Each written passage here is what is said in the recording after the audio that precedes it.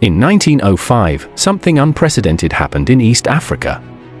Over 20 ethnic groups, peoples who spoke different languages, worshipped different gods, and had warred against each other for generations, stood as one against the German Empire. This is the story of the Maji Rebellion, and it changed everything. German East Africa was a brutal regime. Colonial officers forced entire villages into cotton fields. Men were torn from their families. Women worked until they collapsed. The harvest wasn't theirs, it belonged to Berlin.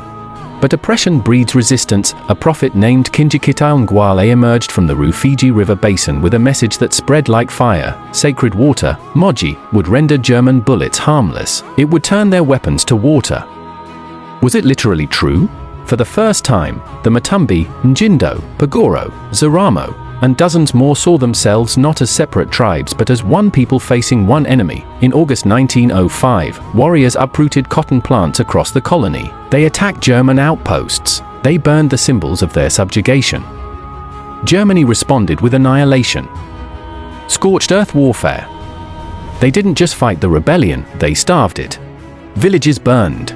Crops destroyed. Famine swept the south. By 1907, between 250,000 and 300,000 Africans had perished. The Germans called it victory. History calls it something else. The Maji Rebellion proved that colonial power wasn't invincible. It required overwhelming violence to maintain. It proved that African unity was possible, that shared resistance could transcend tribal boundaries. 50 years later, when Julius Nyerere built the Tanzanian nation, he invoked Maji. The rebellion became foundational mythology for independence itself. The water didn't stop bullets, but the idea behind it, that unity transforms the powerless into a force, that proved bulletproof. The question Maji asks us today: what would it take for divided peoples to recognize their common cause? And what might they achieve if they did?